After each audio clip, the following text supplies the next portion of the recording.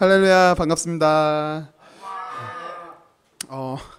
제가 왜 여기 부름을 받았는지 잘 모르겠지만 잠시 제 소개를 하자면 저는 천안 하기오스의 전 회장이자 월드미션에서 워시팀으로 섬기고 있는 시아동산교회 권호연 전도사입니다.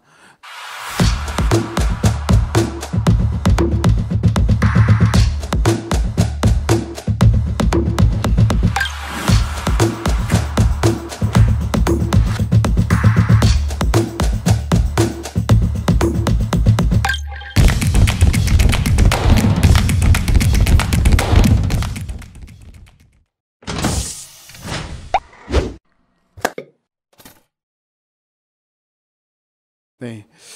첫째 날은 이임엘 강도사님께서 말씀을 전하셨고, 둘째 날 허영석 목사님께서 말씀을 전하셨는데, 셋째 날 제가 되니까 이게 굉장히 부담스러운 것 같아요. 그래도 오늘 예배를 위해 제가 좀 묵상해온 말씀들을 열심히 나눠보도록 하겠습니다. 네, 여러분 먼저 본문을 한번 들어가 봐야겠죠? 오늘의 본문은 사무엘하 11장 1절부터 4절입니다. 사무엘하 11장 1절부터 4절입니다. 제가 읽겠습니다. 시작. 그 해가 돌아와 왕들이 춘전할 때가 되매 다윗이 요압과 그에게 있는 그의 부하들과 온 이스라엘 군대를 보내니 그들이 암몬 자손을 멸하고 랍바를 에워쌌고 다윗은 예루살렘에 그대로 있더라. 저녁 때에 다윗이 그의 침상에서 일어나 왕궁 옥상에서 거닐다가 그곳에서 보니 한 여인이 목욕을 하는데 심히 아름다워 보이는지라. 다윗이 사람을 보내 그 여인을 알아보게 하였더니 그가 아뢰되 그는 엘리암의 딸이요 햇사람 우리아의 아내 밧세바가 아니니까 하니 다윗이 전령을 보내어 그 여자를 자기에게로 데려오게 하고 그 여자가 그 부정함을 깨끗하게 하였으므로 더불어 동침하매 그 여자가 자기 집으로 돌아가니라. 아멘. 네, 여러분 여러분들은 배그라는 게임을 해보신 적 있으신가요? 네, 저도 굉장히 배그라는 게임을 굉장히 즐겨 하는데요. 배그할 때 여러분 중요한 게 뭐라고 생각하시나요? 파밍 좋아요. 파밍 좋죠. 사플 좋아요. 사플. 파밍 사플 좋죠. 저는 중요한 게 뭐라고 생각하냐면 사플 중요하다고 생각합니다. 총소리 나서 저쪽에 교전이다. 피해서 가자. 야 밖에 3명 왔다. 막 이런 것들 중요하죠. 근데 또 중요한 게 뭔가 이렇게 찾아보면 시야를 딴다라고 하죠. 시야를 따는 게 굉장히 또 중요한 것 같습니다. 이렇게 곳곳을 하면서 야 저기 돌멩이로 누구 몇 명 뛰어간다. 막 이런 시야를 따는 것이죠. 이 배그에서 굉장히 또 재미있는 시스템이 있는데 어떤 거냐, 일정 시간이 되면 하늘에서 비행기가 지나갑니다. 그리고 무엇을 떨구죠? 보급 상자를 떨굽니다. 근데 이 보급 상자는 일반적으로 파밍할 수 있는, 얻을 수 있는 템이 아니라 그 보급 상자에서만 얻을 수 있는 아이템이 있습니다. 좀 배그 좋아하시는 사람 다 알겠죠? 길리슈트, 애답, 그로자, 막 삼뚝, 삼갑바 막 이런 거 막 얻어요. 근데 여기서부터 게임이 갈리기 시작합니다. 어떻게 갈리느냐? 제 친구는 굉장히 평상시에 평정심이 있다가도 이 보급 상자만 보면 눈이 돌아가요. 그래서 야 보급 상자 먹고 올게 하면서 혼자 뛰어가다가 어떻게 되죠? 죽습니다. 네, 연막을 혼자 그냥 뛰어가다가 죽더라고요.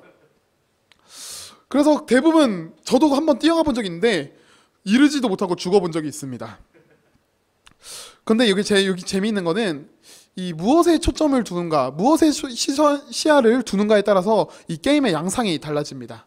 내 자신이 캐리하고 막 멋진 모습을 보이겠다라는 사람은 이 보급 상자를 보고 뛰어가요. 그런데 이 치킨 먹는 것, 게임에서 승리하는 것을 목표로 한 사람은 피해갑니다. 안전하게 가자, 안전하게 치킨 먹자. 갑자기 배그를 왜 했느냐? 우리의 삶도 마찬가지입니다. 우리의 삶 가운데 무엇에 초점을 두느냐, 무엇을 바라는가에 따라서 우리의 삶의 모습이 달라지기 때문이죠. 이 하기오스 초청을 받았을 때 어떤 말씀을 나눌까 고민하다가 요즘 많이 생각하고 또 묵상하는 단어, 이 시선에 대해서 나눠야겠다는 생각이 들었습니다. 그래서 오늘 그 말씀 함께 나누어 보려 합니다. 우리 함께 1절 한 번 더 읽어보겠습니다. 시작. 그 해가 돌아와 왕들이 출전할 때가 되매 다윗이 요압과 그에게 있는 그의 부하들과 온 이스라엘 군대를 보내니 그들이 암몬 자손을 멸하고 라빠를 에워쌌고 다윗은 예루살렘에 그대로 있더라. 지금 현재 다윗의 상황은 우기였던 겨울이 지나 다시 봄이 되어 중단되었던 전쟁이 다시 시작되는 시점입니다. 다윗은 전장인 10장에서 암몬 그리고 아람의 연합군 가운데서 승리를 거두었습니다. 그리고 지금은 암몬의 수도인 큰 도시인 라빠를 에워싸고 결정적인 승리를 앞두고 있죠. 그런데 이 말씀에서 조금 이상한 점이 있습니다. 다윗의 위치가 이상합니다. 항상 병사들과 함께 싸웠고 그들을 앞서서 이끌었던 다윗이 지금은 어디에 있죠? 라빠에 있는 것이 아니라 예루살렘에 머물러 있습니다. 그런데 2절 전반부를 보면 더 심각한 모습이 나옵니다. 2절 전반부를 이렇게 읽어보겠습니다. 저녁때에 다윗이 그의 침상에서 일어나 왕궁 옥상에서 거닐다가, 저녁때에 한 오후 3시 해가 지는 그때쯤을 말하는 겁니다. 즉 오전 하루 종일 침상에서 뒹굴뒹굴 하다가 저녁때가 되어야 밖으로 나온 것입니다. 그 당시 관습은 햇빛이 뜨겁기 때문에 낮잠을 자는 관습이 있었긴 하지만 전쟁 중에 이런 모습을 보인다는 것은 굉장히 의아한 모습이죠. 살짝 이런 모습과 비슷한 것 같습니다. 우리가 대부분 시험 기간에 밤에 자기 전에 이런 생각을 합니다. 내일은 아침 8시에 일어나서 아침밥 먹고 바로 도서관 가서 공부하고 점심 먹고 과제하고 하루를 알차게 보내야지. 그다음 다음날 하루가 밝았습니다. 아침에 일어나니까 어떻게 되죠? 자요. 피곤합니다. 그래서 뒹굴뒹굴 하다가 페북하고 인스타를 봅니다. 쭉 보다 보니까 갑자기 배고파요. 한 11시 반쯤 돼서야 배고픕니다. 그래서 아점을 먹습니다. 아점을 그냥 먹나요? TV를 보거나 아니면 넷플릭스를 보면서 보겠죠. 보면 재밌습니다. 그럼 밥을 다 먹고 쭉 봅니다. 그러다가 한 4시, 5시쯤 돼야지 이제 공부를 해야겠다. 살짝 이런 모습과 비슷한 거죠. 살짝 어떤 느낌인지 알겠죠? 여러분들이 보시기에는 다윗에게 어떤 문제가 있다고 보시나요? 제가 보기에는 이 다윗의 집중력이 흐트러진 것 같습니다. 아니, 그가 바라보고 있는 것이 달라진 것 같아요. 다윗의 각오를 한번 생각해 보시길 바랍니다. 사울에게 쫓기며 힘겨운 도피 생활을 했을 때 다윗의 시선은 하나님을 향해 있었습니다. 10광야에서 사울의 군대에 포위당했을 때도 그는 하나님을 바라보고 낙헌제를 드리는 모습이었습니다. 사울을 죽일 수 있는 여러 상황이 있었음에도 불구하고 그는 하나님의 기름 부은 자를 내가 죽일 수 없다는 이유로 그를 계속해서 살려두었습니다. 놓아주기도 했죠. 다윗은 하나님을 향해 자신의 시선을 들였고 시선이 하나님께 고정되었기 때문에 강한 믿음으로 수많은 어려움을 이겨냈습니다. 하지만 오늘 말씀의 다윗을 한번 보시기 바랍니다. 다윗이 무엇에 집중하고 있나요? 무엇을 바라보고 있나요? 2절 하반부를 읽어보겠습니다. 그곳에서부터 읽어보겠습니다. 시작. 그곳에서 보니 한 여인이 목욕을 하는데 심히 아름다워 보이는지라. 이렇게 천천히 옥상을 거리다가 저쪽에 있는 한 여인이 목욕하는 걸 본 거예요. 그런데 이 깜짝 놀라 시선을 거두어도 모자랄 파되 그 여인을 지그시 쳐다봅니다. 상당히 표현이 좀 그렇죠. 보면서 심히 아름다워 보이는지라. 이 목욕을 하는 모습을 보면서 깜짝이야 아니라 아름다운데? 살짝 이런 느낌인 거예요. 그래서 이 다윗은 이 여인의 아름다움에 빠져 어떻게 하느냐, 그 여인이 누군지 알아보게 합니다. 부하는 알아본 후에 다윗에게 이렇게 답합니다. 그는 우리아의 아내가 아니니까. 우리아의 아내라고 정확히 언급한 것을 보아 이 우리아라는 사람은 다윗의 용사 중에 하나라는 것을 알 수 있습니다. 그런데 다윗은 자신의 용사 중에 하나, 그리고 그의 아내임을 알았음에도 불구하고 그 여인을 자신에게 데려오게 합니다. 그리고 그 여인과 동침을 하게 되죠. 동침을 하게 됐다는 것은 잠자리를 같이 했다는 것을 의미합니다. 아주 끔찍한 사건이 일어난 것이죠. 하지만 비극은 여기서 끝나지 않습니다. 5절을 보면 그 여인이 와서 그 여인 밧세바가 와서 이렇게 말합니다. 내가 아이를 잉태하였다. 임신하고 만 것이죠. 다윗은 불안해졌습니다.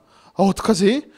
다윗 내가 부하의 아내를 임신시켰다는 거 알면 사회적 질타를 받을 텐데 하나님께도 욕받을 텐데 어떡하지? 그래서 꾀를 생각해냅니다. 전장에 있는 우리아를 불러요. 그래서 깨끗이 씻어라. 그리고 아내와 편히 쉬어라 라고 말합니다. 근데 우리아가 또 너무 성실하고 너무 충직한 부하였던 거예요. 전쟁 중에 내가 어떻게 그렇게 하오리까? 나는 부하들과 함께 자겠나이다 하면서 부하들과 함께 잡니다.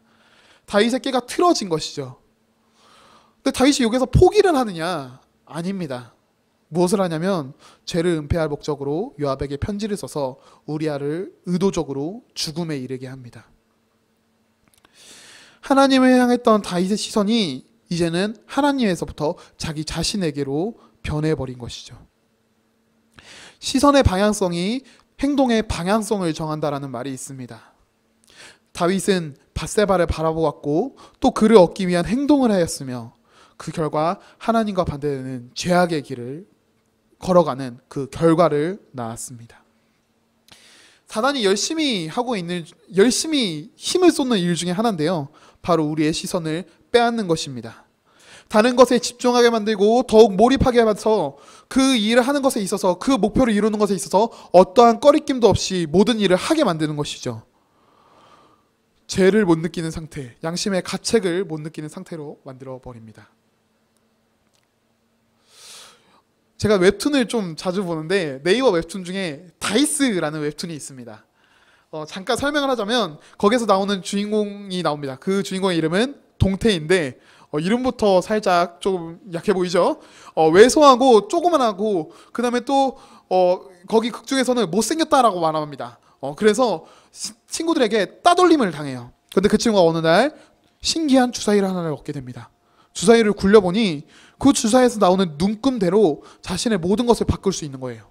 외모, 키, 힘, 지식, 모든 것들. 주사위를 얻는 방법은 무엇이냐? 동태가 계속해서 찾아보니 남을 때리거나 죽이면 그 주사위를 얻어낼 수 있다는 것을 깨달았습니다.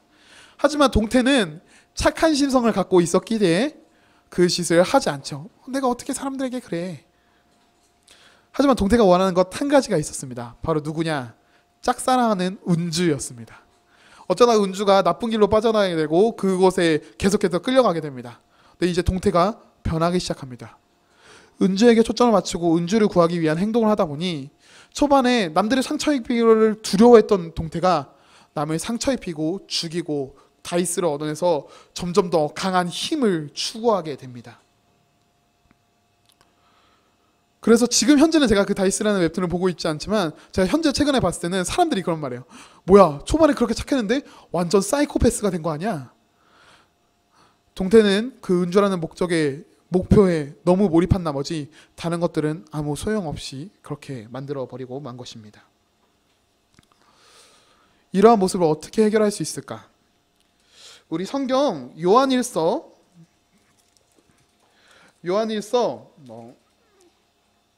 2장 15절부터 17절은 이렇게 말합니다. 이 세상이나 세상에 있는 것들을 사랑하지 말라. 누구든지 세상을 사랑하면 아버지의 사랑이 그 안에 있지 아니하니 이는 세상에 있는 모든 것이 육신의 정욕과 안목의 정욕과 이생의 자랑이니 다 아버지께로부터 온 것이 아니요 세상으로부터 온 것이라. 이 세상도 그 정욕도 지나가되 오직 하나님의 뜻을 행하는 자는 영원히 거하느니라. 성경은 이렇게 말하는 거예요. 너희들이 바라보고 있는 것, 너희들이 바라보고 있는 것, 시험, 대학, 취업, 그 수많은 것들이 너희들의 삶의 목적이 된다면 그것은 너희들에게 아무 유익이 되지 않아 라고 말씀하시는 거예요. 그러니까 그런 것들을 사랑하지 마 라고 말씀하시는 거예요. 너희들이 바라봐야 되는 것은 무엇이냐? 하나님만을 바라라.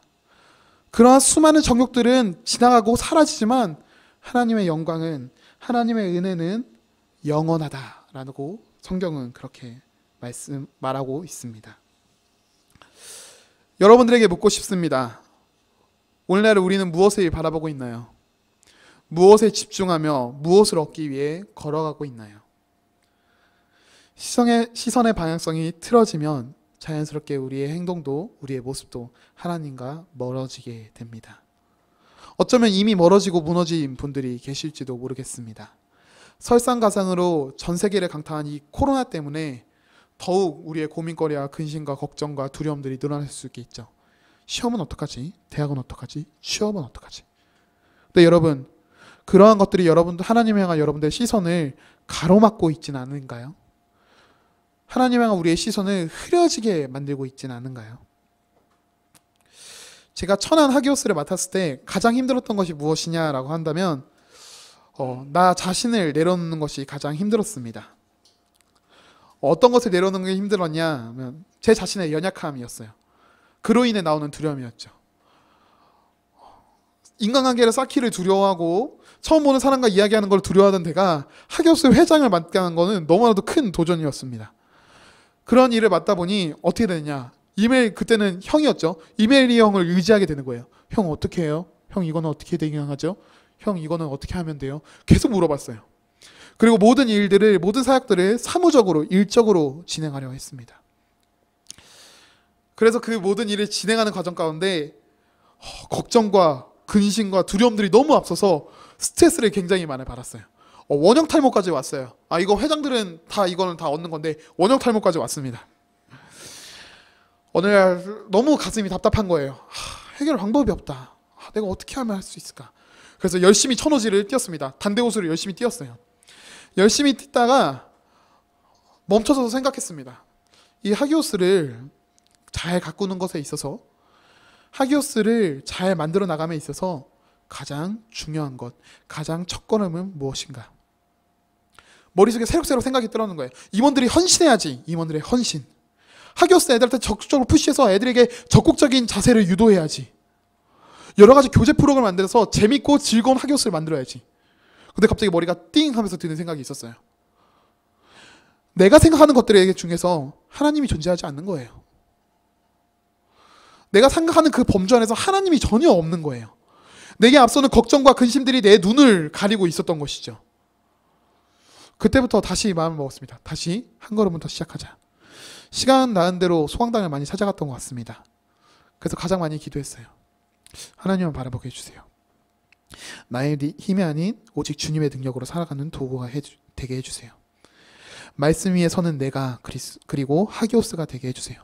하나님, 하기오스가 성공하는 것 그런 걸 원하지 않습니다. 우리 하기오스가 먼저 바로 서는 주님의 거룩한 백성이 되게 해주세요. 그렇게 기도했을 때 하기오스에 놀라운 변화가 일어났을 거예요. 막 10배로 뛰고 다 성공적으로? 아니요, 그런 놀라운 변화가 일어나지는 않았습니다. 하지만 그때 확실한 건 있습니다. 제 마음 가운데 있는 걱정과 두려움들이 사라졌어요. 그리고 내가 하나님만을 바라보고 의지하며 나아갈 때에 하나님께서 하나님이 원하시는 방식대로 나를 이끄실 것이라는 확신을 얻게 되었습니다. 그때부터 두려움이 없는 거예요. 나의 약함이 자랑이 되는 거예요. 왜? 나의 약함을 통해서 하나님의 능력이 나타나니까. 감사하게도 하기오스는 정식으로 동아리를 출범한 한 학기 만에 동아리 방을 얻어냈습니다. 인원도 처음 출발했던 것보다 2배로 늘어났죠. 제가 뭔가 잘했다고 생각하지는 않습니다. 그 당시에 다시 돌아간다면 저 말고 다른 사람이 맡았으면 더 잘할 수 있을 거라고 생각해요.